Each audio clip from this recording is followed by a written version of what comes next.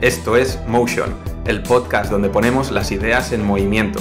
Conversaciones con profesionales de artes y ciencias que te servirán para exponerte a nuevas ideas, aplicarlas y entender el mundo desde la amplitud.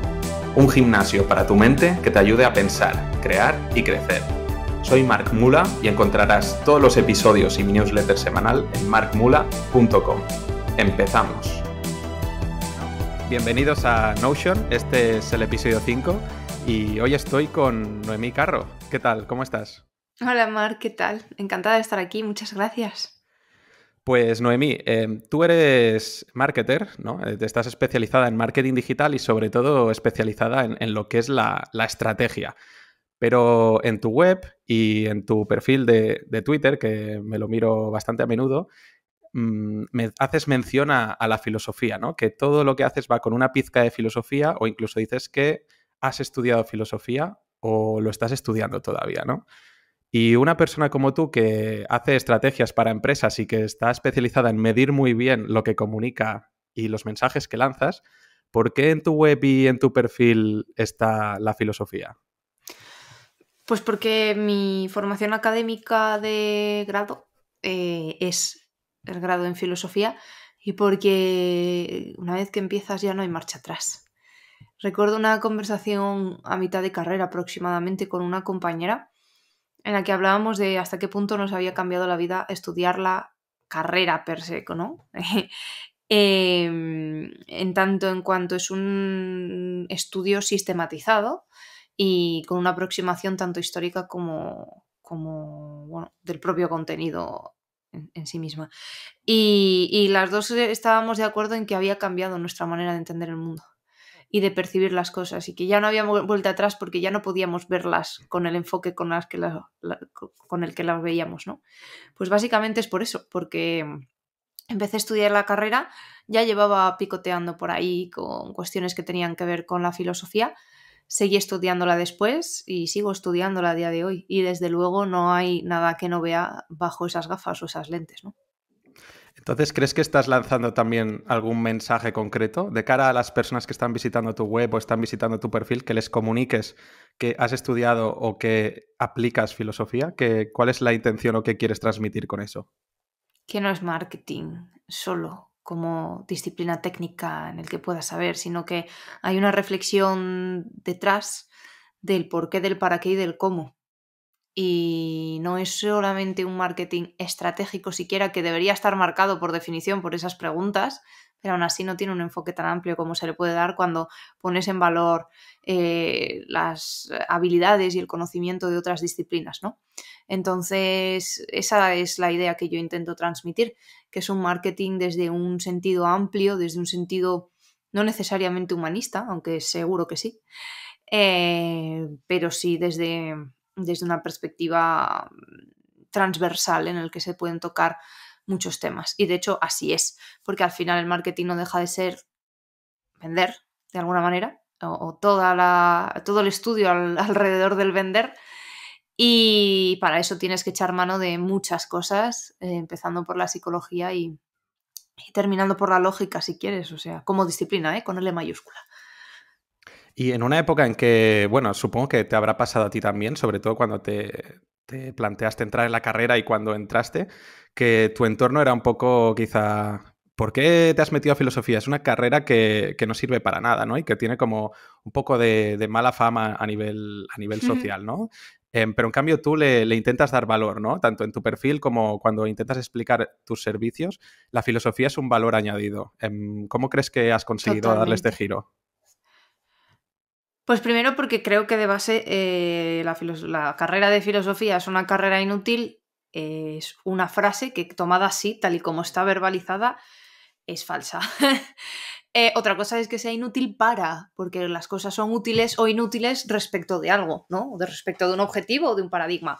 Es inútil para encontrar un trabajo porque en el currículum se pide graduado en filosofía con 3 años de experiencia y además capacidades en filosofía del lenguaje, teoría de argumentación, etc. No, evidentemente eso no ocurre, o al menos no ocurre así, o no ocurre en el sentido de tienes que estudiar una carrera exclusivamente para convertirte en una unidad productiva útil. al sistema, ¿no? Pero es que nunca fue ese mi planteamiento. Yo empecé filosofía después de 2 años de hacer la carrera de finanzas, con el segundo mejor expediente entre más de 50, y la dejé. La dejé porque no era mi sitio, no era donde quería estar, tenía una depresión de caballo y quería dedicarme a comprender mejor. Mi pulsión era esa. Yo necesitaba comprender. Y después de eso, pues ese Dios proveerá, sin ser yo especialmente practicante, pues era lo que me guiaba. Ya me preocuparía después. También hay que entender esa decisión desde, evidentemente, una comodidad, una situación de comodidad, pues como mucha gente de la que he estado rodeada siempre, que no deja de ser, pues eso, clase media en general, ¿no? Con, sí es cierto, un poco más de poder adquisitivo en tanto que pudieron pagarme la carrera fuera de la ciudad en la que yo estaba viviendo, pero donde estaba toda mi familia, ¿no? O sea, familia en sentido extenso. Y ahí se toma esa decisión desde ese marco, desde la comodidad o la tranquilidad de que dispongo de esos 4 años que me iba a tirar estudiando y tal, como mínimo, pero también sabiendo que yo llevaba trabajando desde los 18. Y que en cualquier caso, esa idea de que en general la habilidad más útil que puedas tener en la vida adulta, o de las más útiles, es la capacidad de generar dinero, pues de alguna manera estaba ahí, ¿no? Y por eso creo que la filosofía es un valor, porque yo la utilicé o utilicé esa experiencia como un viaje hacia adentro y hacia afuera. Hacia adentro para conocerme mucho mejor y superar cuestiones que tenían que ver con, pues eso, con la depresión que tenía en su momento y con la ansiedad recurrente que me visita desde los 8 o 9 años, ¿no? Y luego hacia afuera para comprender. Yo necesitaba comprender mejor el mundo. Y por eso creo que tiene valor.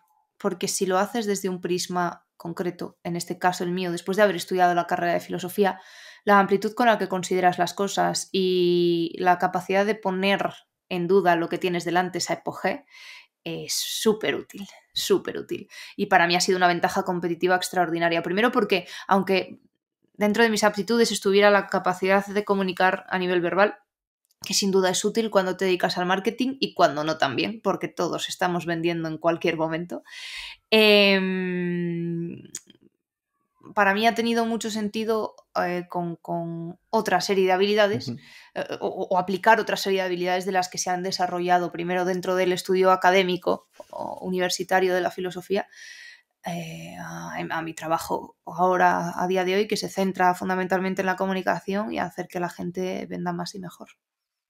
No hay una definición universal, pero te quería preguntar entonces, después de haber pasado por todo esto y de seguir estudiando y practicando filosofía en tu día a día para tu trabajo, ¿qué es para ti la filosofía? Parece que has dejado entrever algunos elementos, ¿no? Como está el tema del autoconocimiento y justo en la primera respuesta me has dicho que quizá tiene que estar este elemento también de la transformación de cómo se perciben las cosas, de cómo se percibe el mundo, ¿no? Pero si tuvieras que definir la filosofía para ti, para Noemí Carro, ¿cómo la definirías? Pues mira, uno es hijo de donde ha estado y de quién ha sido, ¿no? Y para quien nos escuche y entienda un poquito del contexto de la filosofía, del estudio de la filosofía en España, yo estudié en la Universidad de Oviedo, donde la influencia por excelencia es de la corriente de Gustavo Bueno, del materialismo filosófico, ¿no? Y en ese marco, la definición de filosofía que se nos da, sabiendo que es el término equívoco por excelencia, porque tú puedes decir que estudias filosofía, que tienes una filosofía de vida, que te lo tomas con filosofía, que no.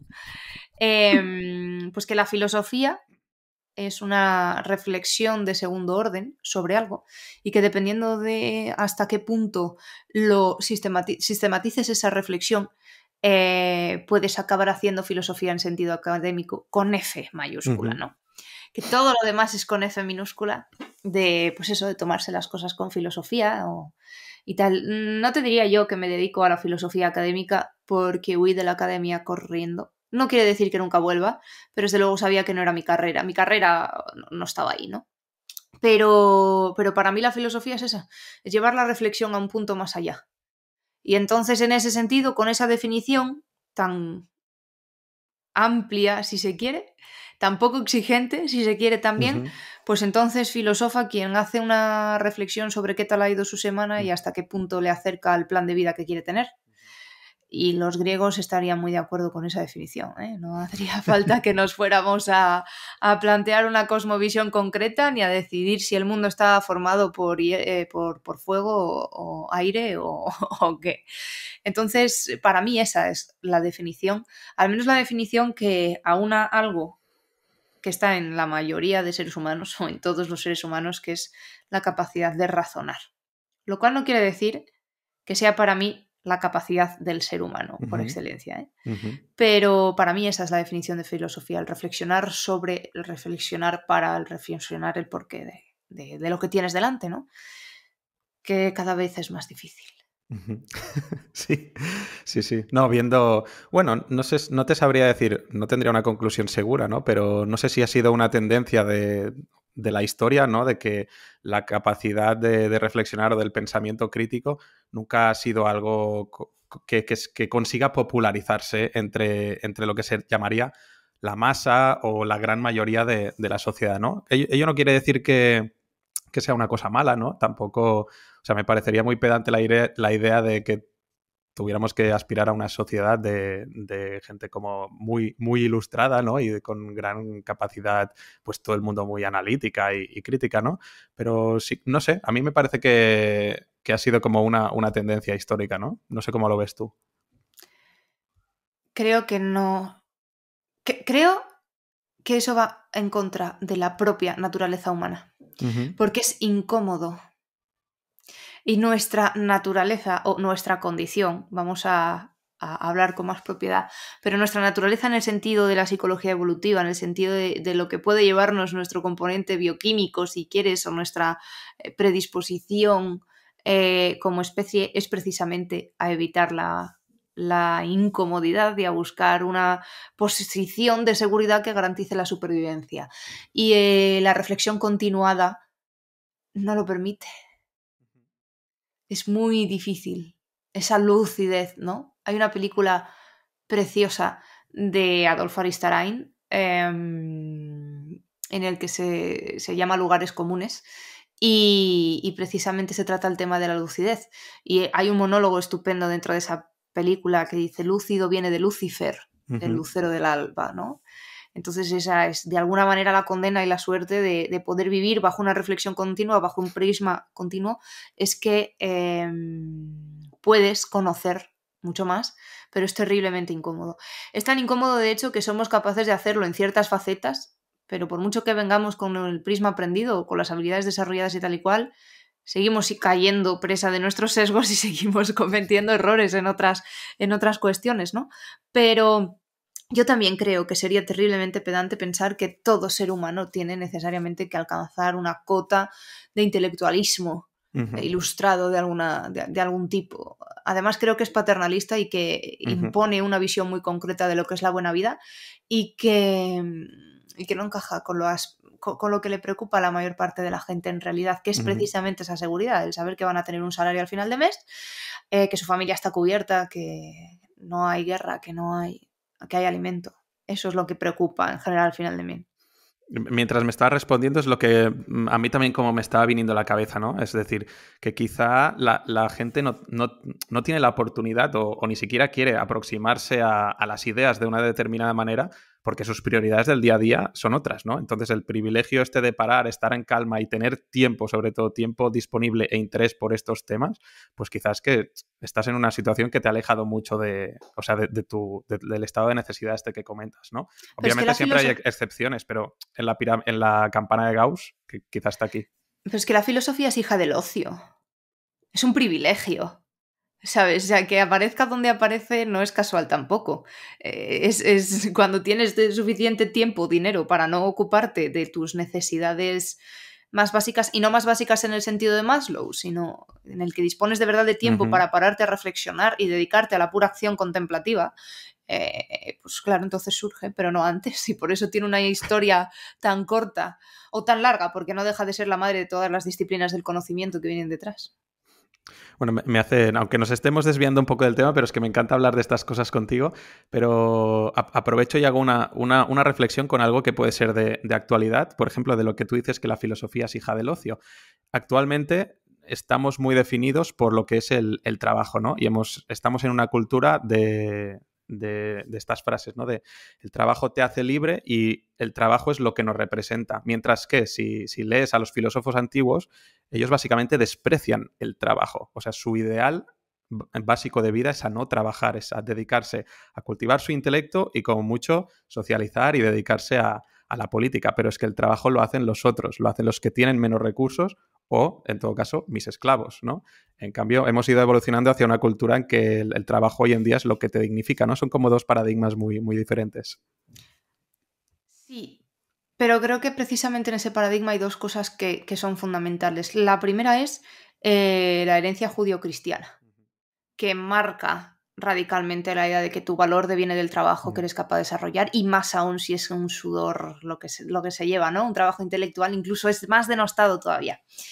Y segundo, la posindustrialización, en el que, pues eso, todos necesariamente somos un minúsculo engranaje de una rueda enorme, humongous, de productividad, ¿no?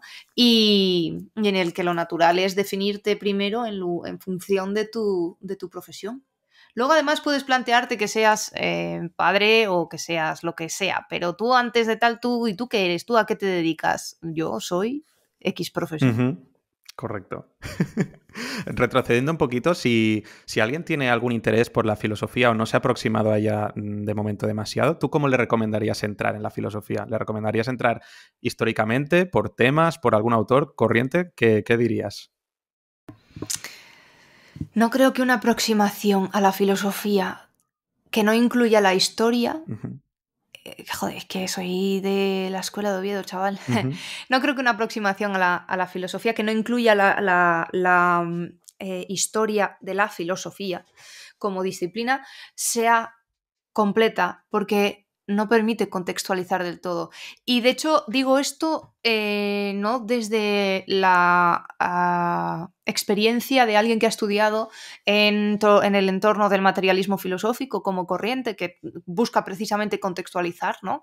Sino desde la situación de alguien que ha estudiado también en el Instituto de Filosofía Instituto Católico de Filosofía de Lovaina, que es una institución a nivel de filosofía de la Universidad de Lovaina, a nivel de Harvard, etc. ¿Vale? Yo hice allí mi estancia Erasmus, de hecho la extendí durante un año, y allí la aproximación curricular desprecia el hilo histórico, ¿no? Sin embargo, aquí en la mayoría de facultades, desde luego, y en Salamanca, por ejemplo, en Granada, que yo recuerdo ahora mismo haberlo consultado y en Oviedo, al menos sí se sigue un recorrido histórico a la par que ves el contenido propio de las disciplinas. Y me parece fundamental porque es necesario comprender de dónde venimos y porque no tiene ningún sentido conocer, no lo sé, a Husserl sin haber pasado por todo lo anterior, ¿no? Y uno no puede interpretar el romanticismo sin entender la reacción que supone frente a todo lo anterior y así hasta para atrás todo lo que tú quieras. Entonces entiendo que la aproximación histórica tiene un sentido. Ahora bien, todo aquel que quiera llegar a estudiar filosofía tiene necesariamente que empezar con los presocráticos y cogerse, no sé, la historia de la filosofía de fulanito de tal y tal. No, pero con un par de entradas de la enciclopedia Stanford online, accesibles para todos y tal, ¿sabes? Puedes tener al menos un hilo conductual que de alguna manera te lo contextualice, porque si no luego llegamos a interpretaciones tan absurdas como las que maneja la cultura de la cancelación con pensadores u autores de hace no sé cuánto tiempo, ¿no? Entonces, creo que sí, que comprender las cosas dentro del contexto, aun sabiendo que incluso el contexto que se nos da o que se nos cuenta está precisamente bien dirigido, ¿no? A nivel de la hermenéutica, de la interpretación de la propia situación, creo que tiene mucho más valor así que si se hiciera, pues nada, hoy me leo a Marco Aurelio, por ejemplo, que está de moda, ¿no? Y mañana cojo y me leo a, no sé, me lo invento, a Spinoza. Sartre, sí, vale. Sí, y no soy capaz de realmente ver cuáles son las ideas que subyacen y que evolucionan seguido, ¿no? Porque luego nos encontramos cosas como pensar que el cristianismo no tiene nada que ver con las escuelas helenistas o cosas así, ¿no? Que es un ente tal. O que el cristianismo, o que el catolicismo, que la religión. Nosotros, que cuando hablamos de religión, la mayor parte de las veces hablamos de catolicismo, pues es una mierda porque no sé qué, no sé cuál. Digo, colega, estás hablando de un pensamiento que tiene 2000 años de historia. Algún matiz a lo mejor hay, ¿sabes? Pues eso, ese es el tema.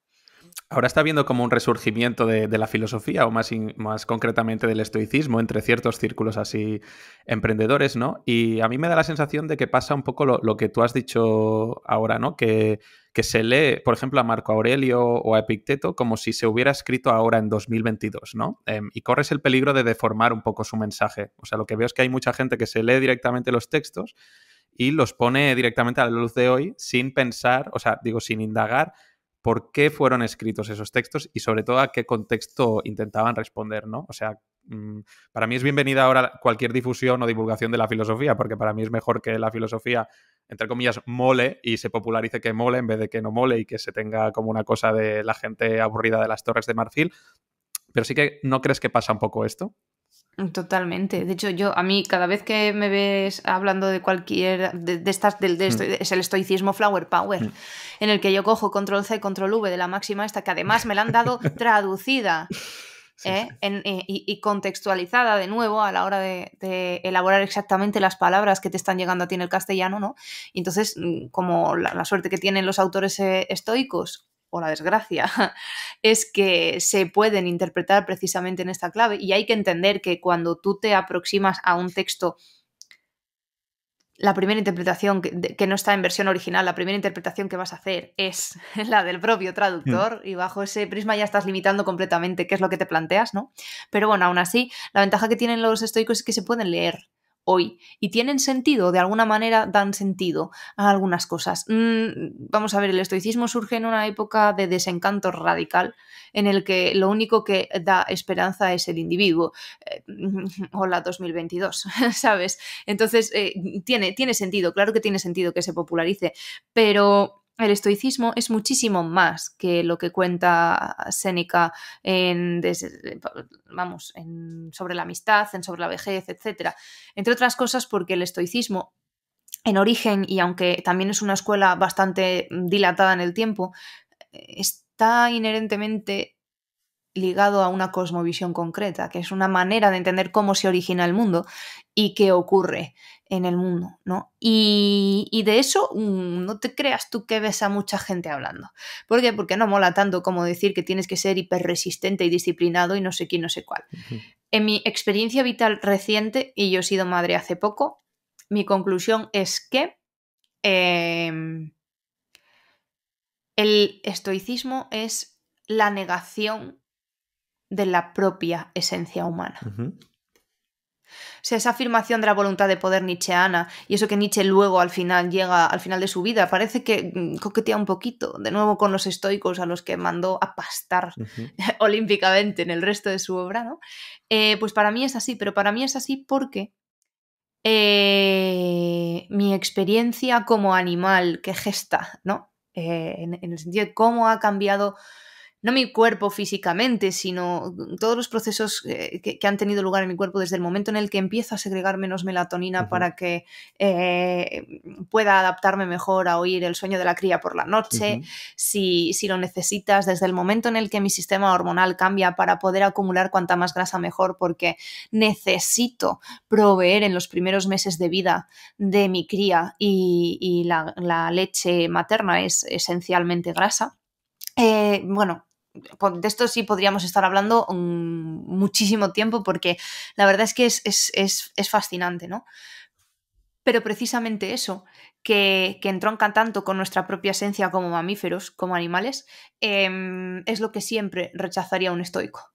Y sobre todo, A la hora de ese premeditatio malorum, de pensar que siempre las cosas pueden ir mal, de saluda cada vez que veas a tu hijo como si se fuera a morir, o cada vez que veas a tus amigos piensa que puede ser la última vez, estamos diseñados para que eso no ocurra, porque nos generaría un estado tal de ansiedad que nos inmovilizaría totalmente. Necesitamos tomar decisiones rápidas y por eso nuestro subconsciente anula muchísimas veces esto. Otra cosa es que tenga utilidad en el contexto de, pues eso, el estoicismo ha sido la raíz de la terapia cognitivo-conductual, que te lo compro, sí, que no está exento de utilidad, pero tomarlo sin una distancia razonablemente crítica, lo que hace es que precisamente puedas, y sin todo su contexto, en toda su amplitud, puedas acabar negando una cosa que tiene mucha autoridad. Porque si, por ejemplo, una madre que siente un impulso, un instinto, al poco de dar a luz,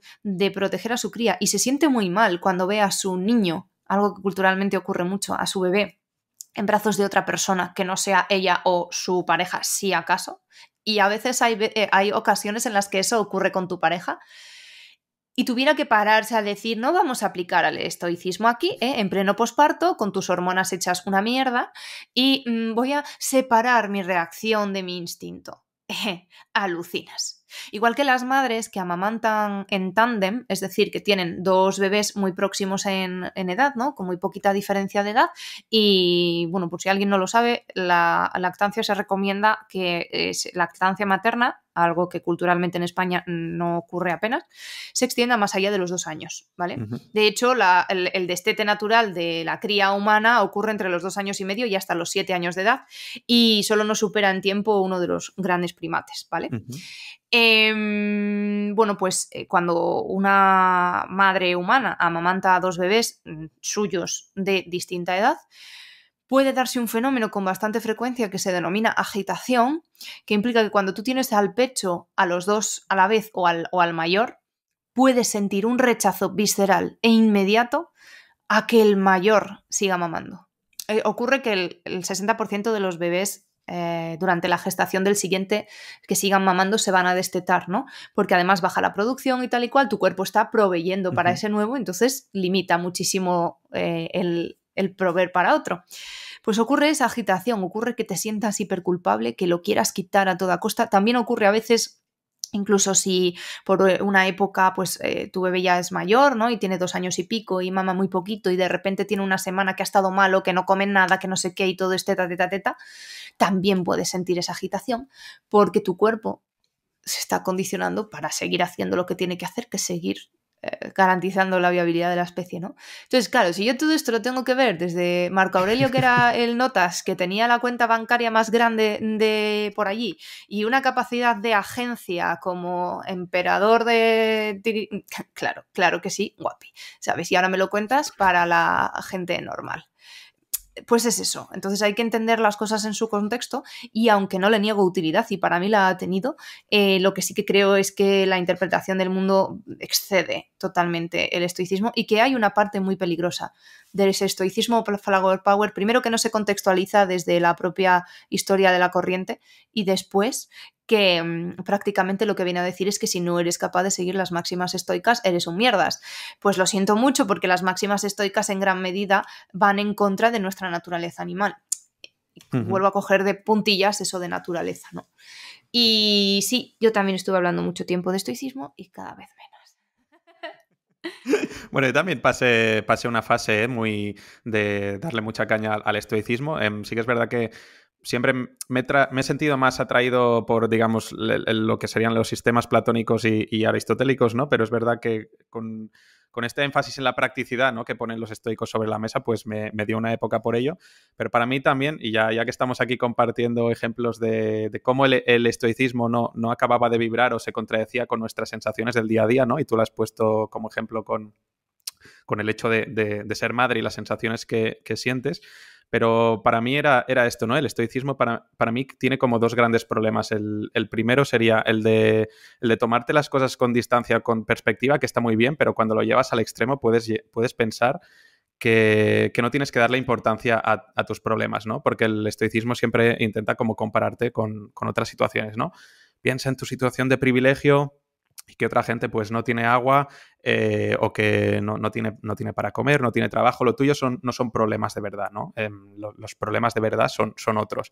Y eso puede hacer que empieces como a invisibilizar las sensaciones que te están pasando por el cuerpo, ¿no? Bueno, pues lo mío deben ser problemas de blanco privilegiado, ¿no? No tengo que sentirme mal, no son problemas de verdad. Y este pensamiento de lo mío no es un problema, pues puede hacer que se vayan acumulando sensaciones, ¿no? Negativas y que en algún momento estallen por intentar racionalizarlo todo y pensar, no, es que lo tuyo no es un problema de verdad, ¿no? Y la segunda parte es, que está relacionada con esto, ¿no? Que has dicho tú que los estoicos, aunque no dicen que no hagas caso de las emociones o que te conviertas en un robot, sí que las desprecian continuamente en el sentido de que las emociones o las sensaciones, ¿no? O las pasiones, que lo llamaban ellos, llevan a un conocimiento inexacto, que el conocimiento más puro siempre viene del intelecto y de la razón, ¿no? Los sentidos dan un conocimiento falible, ¿no? Por definición. Entonces, el ejercicio del ser humano está en acercarse al intelecto y a la razón y alejarse lo máximo posible de las sensaciones. Y que esto, en realidad, si nos ponemos a ir más allá, es un problema que yo creo que ha arrastrado la filosofía a lo largo de siglos, que es esta separación de cuerpo-mente, esta separación de emociones-razón, y de siempre estar despreciando el cuerpo como algo mecánico, como algo que da pie a engaños, y lo mismo para el cuerpo, ¿no? No sé, divagaciones que aquí se nos van ocurriendo. Buah, es que yo estoy muy de acuerdo con las dos cosas que has dicho. Lo primero es lo de que lo tuyo no es un problema, ¿sabes? Y si tú estás en una relación en la que se da un claro abuso de poder, una de las primeras estrategias de manipulación es: venga, anda, tonto, venga, anda, tonta, pero ¿qué dices? Si eres un exagerado, eres una exagerada. Claro, nos lo dice nuestro sistema de creencias o nos lo dice el influencer de turno que está subiendo control C, control V sentencias en Instagram, y entonces, ¡ay, me cachis! A este sí me lo creo, claro que sí. Pues cuidado, porque eso es muy peligroso, ¿vale? Y lo segundo, lo de las emociones, lo de retirar las emociones. Sí, de acuerdo completamente en que no deja de ser una concepción heredada de los griegos, en el que el sumum, y cuando uno estudia el mito de la línea de Platón, en el que orienta el conocimiento, llegas a la conclusión de que lo más el conocimiento más elevado es precisamente el que procede de nuestra capacidad más racional, si se quiere, ¿no? Y que sí, lo que nos provocan las emociones son sensaciones erróneas de alguna manera, o que nos llevan a lecturas erróneas. Y creo que precisamente uno de los éxitos del estoicismo ahora mismo es precisamente ese, porque vivimos con cerebros paleolíticos en entornos hipertecnologizados y no somos capaces de relacionarnos ni en ellos ni con esos entornos. Entonces, no extraña nada que la incidencia de ansiedad y depresión ahora mismo a estas alturas esté donde esté, teniendo en cuenta que todos vivimos con un dispositivo pegado al culo o al bolsillo de la chaqueta que nos da nuestras dosis medias de dopamina, cada vez que vemos una notificación y un like y no sé quién, no sé cuál, y que eso está boicoteando y dando al traste continuamente con nuestros circuitos de recompensa animales, ¿no? En el sentido de cómo deberíamos relacionarnos con el mundo a lo largo de un día. Entonces, me parece muy peligroso precisamente por eso, porque nuestras emociones tienen un sentido evolutivo. Y sentir miedo, o sentir ansiedad, o sentir peligro, igual que sentir ira, o igual que sentir cualquier otra de las grandes, si se quiere, emociones, con todos sus matices y su complejidad cultural asociada, tiene una función evolutiva de supervivencia de la especie, ni siquiera del individuo, de la especie. Entonces, precisamente por no sabernos relacionar con el mundo y por estar gobernados por según qué tipo de emociones, lo que nos encontramos es la cara B. Es esa ansiedad continua de estamos en peligro, porque no somos capaces de que nuestro cuerpo interprete lo contrario, pues porque le estamos estimulando de tal manera que sí, y no lo sabemos. Si tuvieras que recomendar entonces a este ecosistema de emprendedores digitales, de freelancers, o bueno, cualquier persona que quiera ahora, que se ha expuesto mucho al estoicismo y quisiera leer una visión que fuera más amigable con todo el tema de las emociones o con el cuerpo, ¿tendrías alguna recomendación? De una corriente o de un autor concreto, no.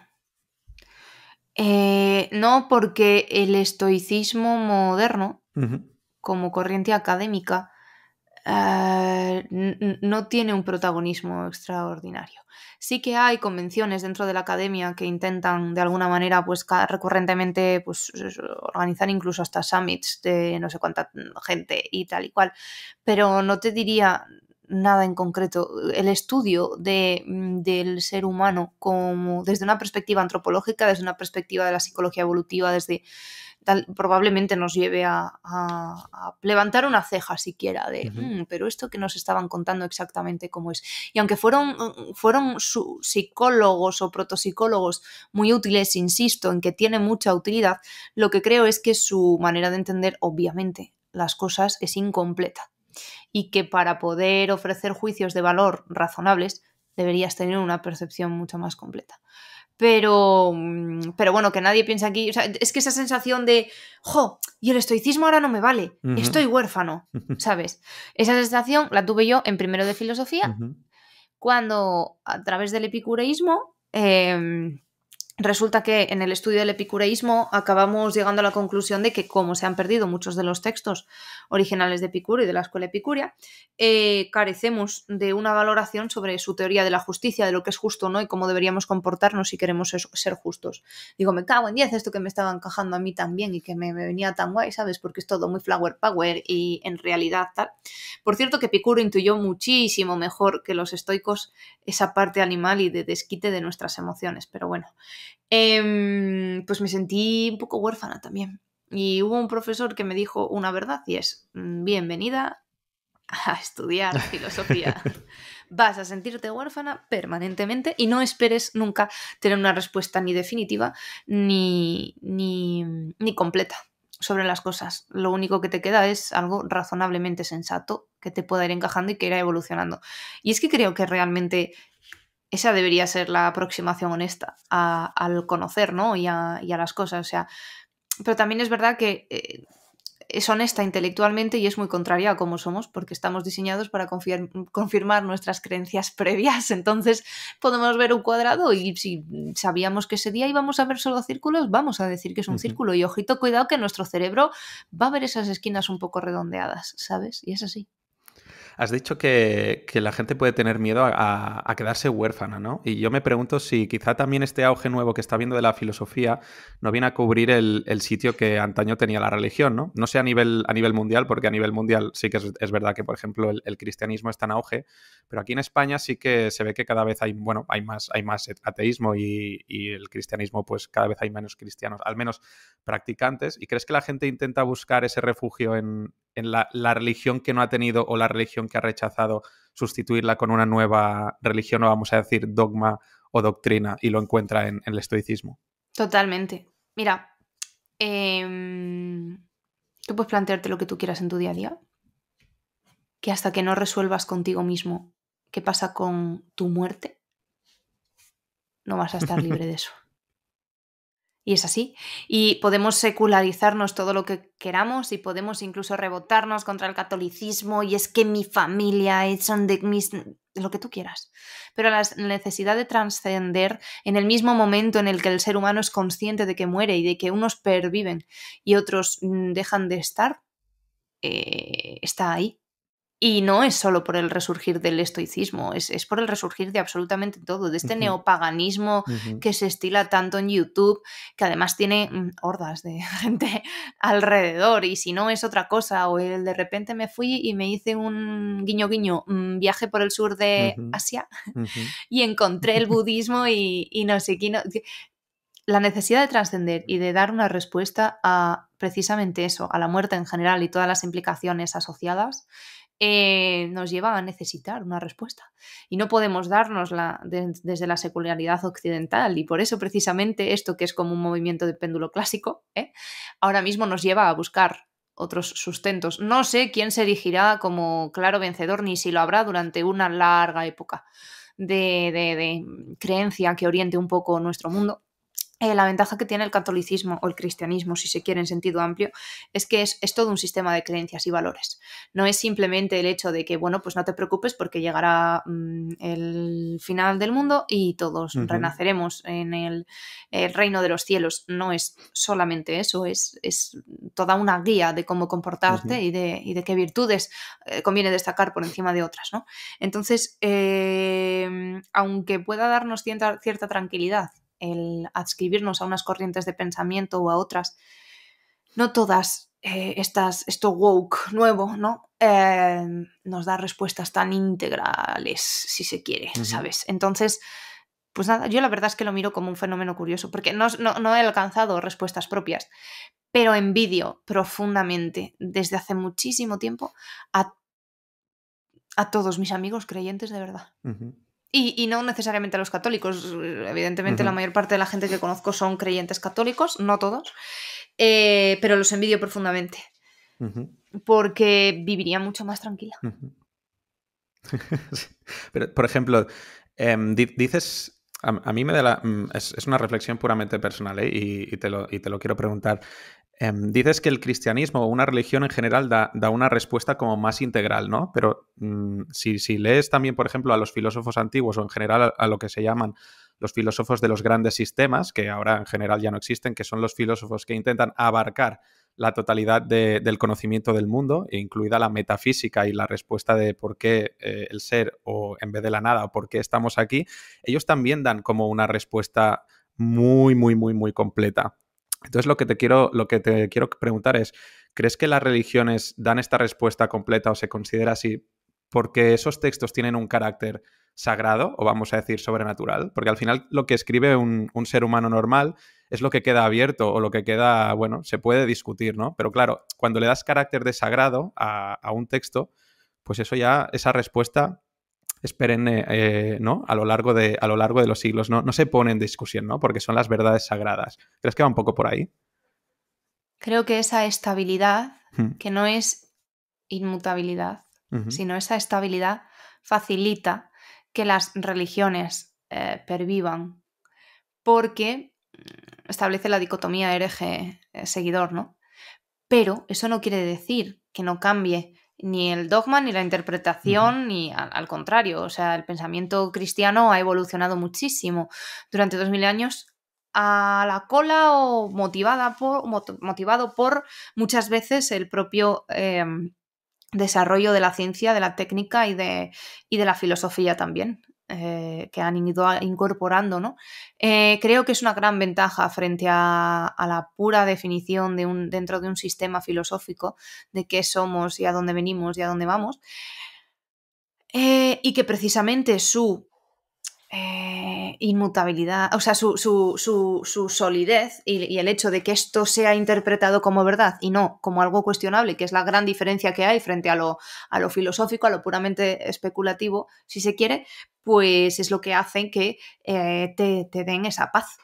Porque hay cuestiones esenciales que dentro del cristianismo no se pueden poner en duda, como es el hecho de que Jesús es el Hijo de Dios y que Dios es uno y trino, si se quiere, bueno, tal, y omnipotente, omnisciente, omnipresente, etcétera, ¿sabes? O sea, que al final es una concepción monoteísta de Dios que imbrica muy bien con un panteísmo ahí trino medio diversificado, ¿no?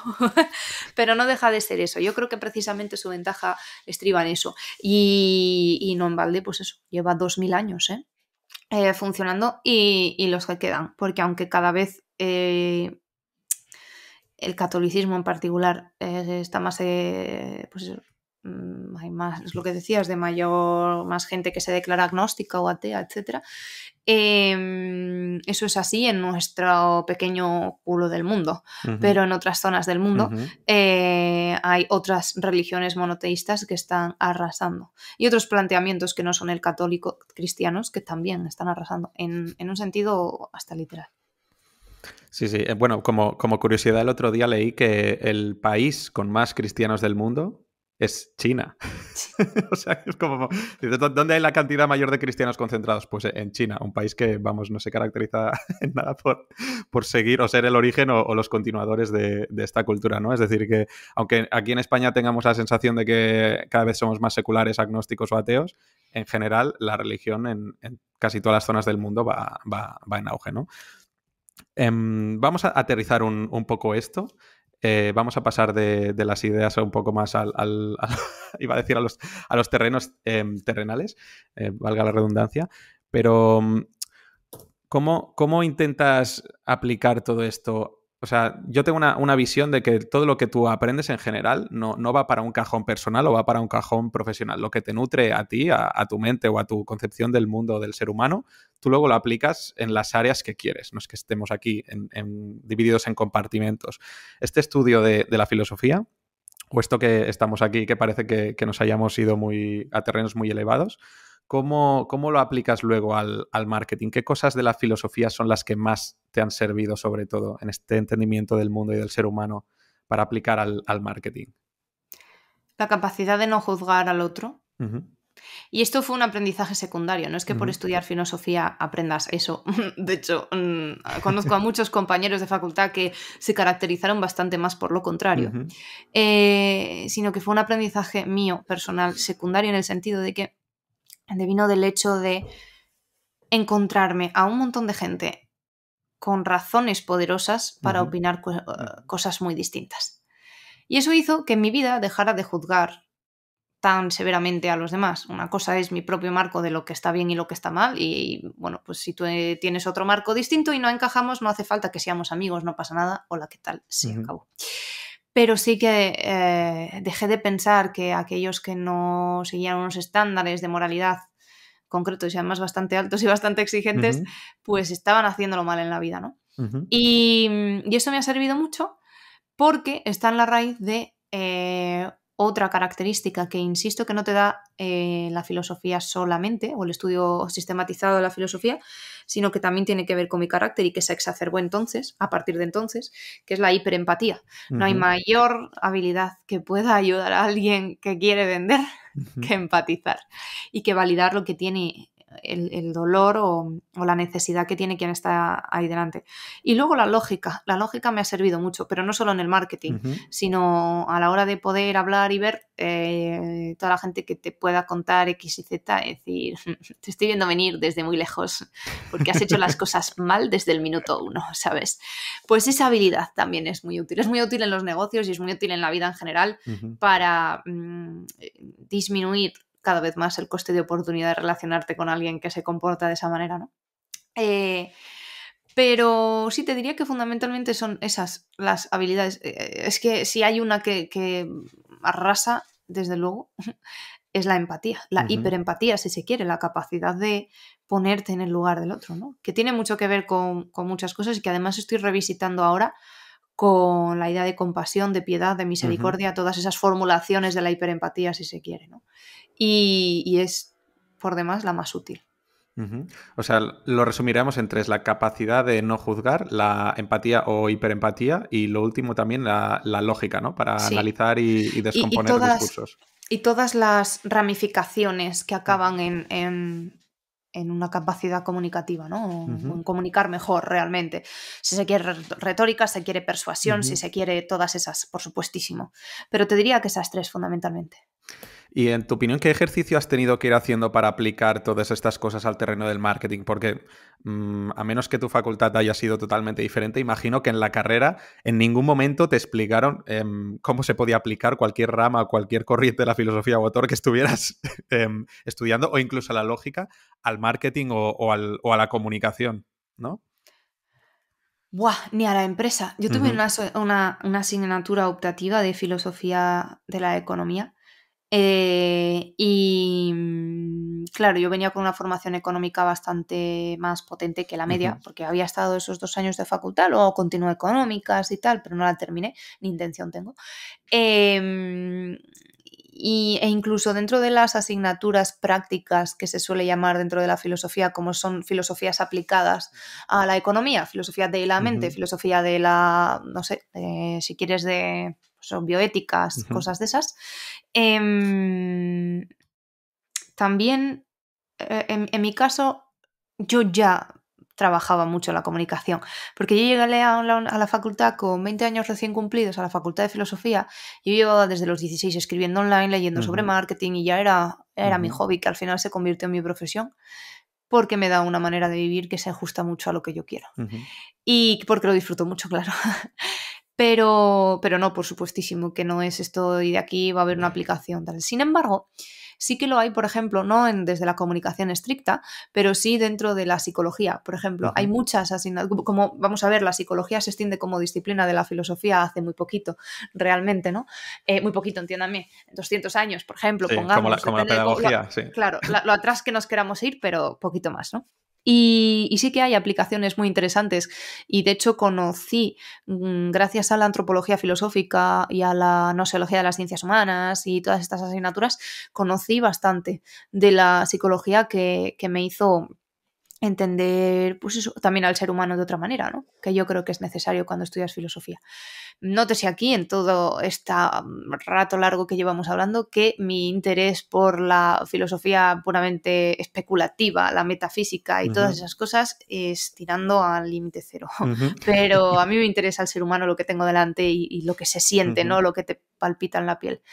Y te diría que sí con la psicología y sí con tal, pero no con la comunicación, que eso es más un camino que hice yo porque ya venía un poquito sembrado de antes. Bueno, y entonces, entre las habilidades que has destacado es la lógica. ¿Crees que hoy en día también hay un problema a la hora de vender, que se ha separado mucho los componentes racionales, por ejemplo, y los componentes racionales, y se ha pensado que solo la lógica forma parte, aunque inherentemente forma parte, ¿no?, pero del componente racional de la venta? Es decir, los mensajes, cuando trasladas los mensajes a beneficios, cuando tienes que hacer historias de transformación de antes, después, o de proyectar sueños o deseos, tiene su parte de lógica. Es decir, la lógica, ¿crees que solo te sirve para la parte racional de los mensajes de venta o de la comunicación, o es algo que permea todo? Creo que lo permea todo, pero mucho antes que eso, mucho antes que si estamos siguiendo un silogismo adecuado y le estamos contando las cosas de manera coherente, es evitar que haya algo lo más ligero posible en todo el proceso de venta que haga a alguien ponerse a la defensiva mínimamente con un esto no me suena, y que te levante la ceja así y diga wow, lo siento, has perdido una venta. Como haya una palabra fuera de lugar, un tono demasiado exagerado en tu webinar, lo que sea, que haga que alguien que llegaba ahí con la tarjeta calentita diga, ¿cómo? Has matado la venta.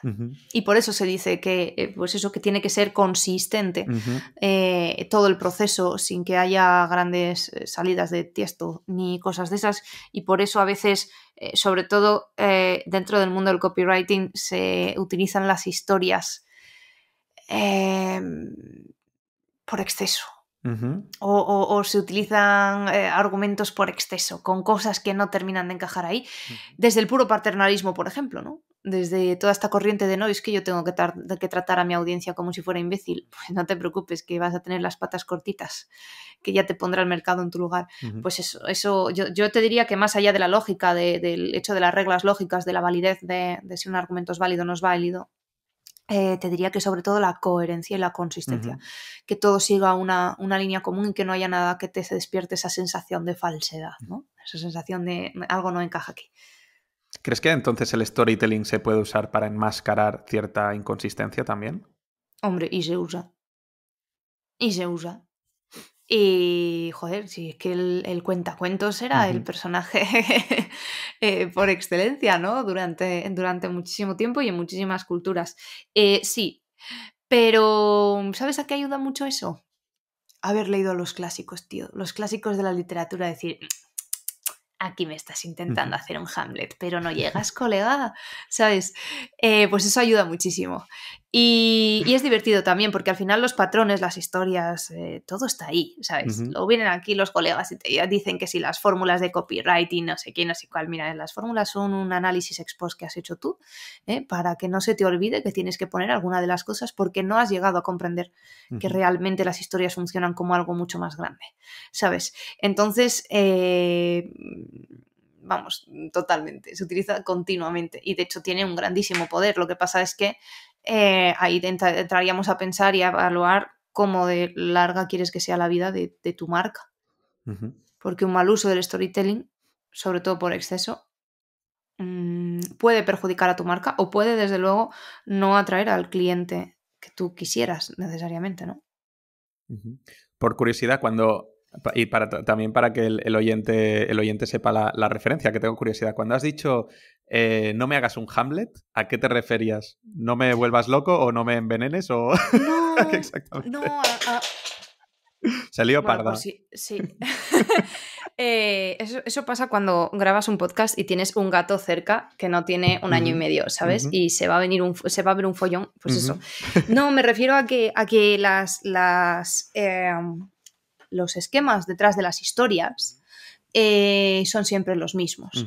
Y cuando empiezas a ver las historias o a disfrutar de la literatura clásica e incluso de los guiones de las grandes películas desde una perspectiva más analítica y dejando un poquito de distancia y viendo a ver qué patrones siguen y cómo se presentan a los personajes, cómo se construye la narrativa, etcétera, acabas consiguiendo verlo venir.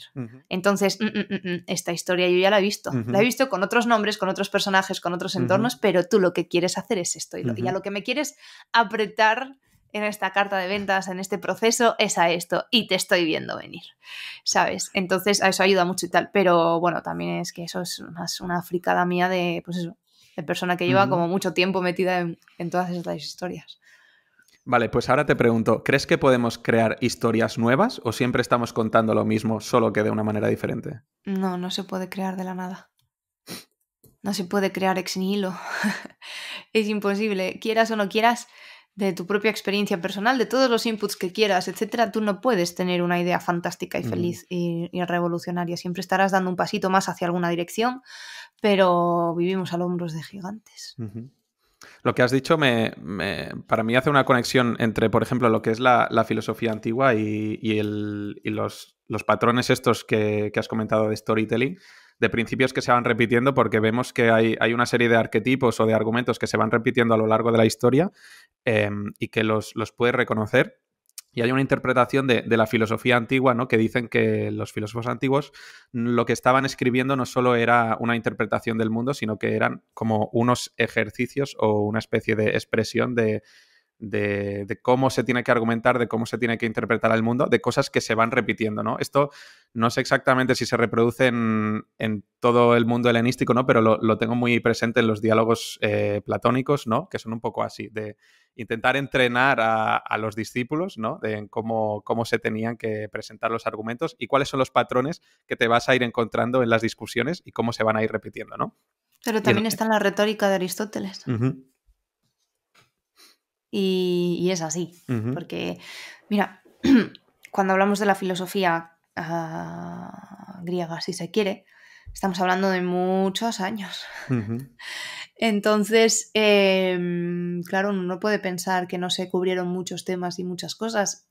Y de la misma manera que te digo que no se puede crear nada de la nada, te digo que la gran mayoría de cosas ya están escritas y pensadas y vividas. Lo único verdaderamente singular de la época en la que vivimos, además de la velocidad y lo líquido, que nos hace seres inadaptados, es la tecnologización de nuestro día a día y de nuestras interacciones, que hasta ahora no se habían llevado por mera cuestión material. Pero todo lo demás, el que te duela el desamor, el que te duela la traición, el que quieras rebelarte contra con B y frente a con V tus padres porque te generaron traumas cuando crecías, todo eso ya está escrito. Entonces, pues eso, hay pocos apuntes más allá, ¿no? También te digo que no comparto al 100% aquello de que toda la historia de la filosofía son notas al pie de página de la obra de Platón, siquiera la de Aristóteles, que fue un contra. Pues ahora digo yo todo lo contrario y te vas a cagar porque vas a ver lo bien que lo argumento. Pero sí, yo lo lamento por aquellos que quieran dar con la historia de su vida. Se vende mucho más con historias que ya han funcionado antes. Que se lo digan a Disney, si no. ¿No? Eso sí que saben hacer billetes y muy bien. A mí me encantan las historias de Disney, pero vamos, el patrón del viaje del héroe repetido hasta la saciedad y bueno, pues los grandes temas que se han perpetuado a lo largo de la historia, para mí llevados con mucha maestría, que hay gente que menosprecia un poco el cine de Disney o de Pixar, pero son unos maestros en ejecutar estos patrones. Y en contar historias para todos los públicos que las están viendo. Con Eso es ciertos a mí lo que guiños que más me solo gusta. pillan los alumnos, Eso es, los alumnos, sí. los adultos. Sí, sí. Yo es algo que disfruto mucho de ese tipo de cine. Bueno, para terminar, ¿quieres añadir algo más que se haya quedado en el tintero? ¿Algo que tengas ganas de decir sobre filosofía, sobre marketing, comunicación? Lo que he disfrutado mucho de la conversación, que habitualmente no puedo explayarme tanto con estos temas porque ando metida en otros, quiero decir, ¿eh? O sea, no le doy tanto el espacio al puro placer especulativo, tanto espacio como creo que merece y que debería darle. Estoy corrigiendo eso, creo. Dentro de 2 años volveremos a hablar y volveré a seguir corrigiéndolo. Pero... O menos de unos años, en unas semanas. Pero sí, yo creo que tiene que tener su hueco también. Y que aunque sea hijo del ocio y con mis condiciones personales no disfrute de mucho, creo que es una oportunidad el poder pararse a pensar y reflexionar sobre qué y por qué y para qué. También de esta manera, incluso en este marco, creo que tiene sentido, porque muchas veces yo lo hago y me consta que tú también, desde la parte más pragmática o más utilitarista del día a día, y creo que arañar un poquito, disfrutar un poquito entre los dedos de lo especulativo tiene su sentido y su valor también. Yo creo que al final es algo que hacemos todos, ya sea el tópico es cuando vas al bar de cañas y arreglas el mundo desde el bar o en una charla familiar, ¿no? O con tus cuñados, pero que todos lo hacemos, ¿no? Y no hace falta estar citando pues a Platón o Aristóteles, ¿no? O a Nietzsche, sino que al final todos queremos abstraernos un poco en este mundo de las ideas y saltar de un tema al otro. En 10 minutos has pasado como por 8 temas que la política, tu estado psicológico, no lo sé, un montón de problemas, ¿no? Y creo que todos lo hacemos. Y aunque se ha ganado mala fama y se ha tenido como algo como más aburrido, al final, pues eso, es intentar acercar la filosofía de estos conceptos a todo el mundo en general. Y no sé, para mí también me ha molado mucho esta charla, así que espero que quien esté escuchando la haya disfrutado. Y a mí me encantaría tenerte por aquí en otra ocasión, así que nos podemos ver más adelante y ver en qué han cambiado nuestros pensamientos. Estoy de acuerdo. Creo que además tiene sentido darle un poquito de espacio y luego ver de todo aquello, recoger y decir, mira, hablamos de esto, esto, esto, esto. Y te voy a decir, ¡buah! Pues no pienso para nada igual. ¿Pero qué dices? ¿Qué dices tú? Sí, sí. Bueno, pues Noemí, pues muchas gracias. A ti. La gente que quiera seguirte, que vaya a noemicarro.es y te sigan en Twitter y en Instagram, que tienes ahí mucho movimiento para aprender de marketing y también para aprender un poco de filosofía, pero sin humo y sin aburrirse. Eso es. Muchas gracias, Marc. Hasta luego. Chao.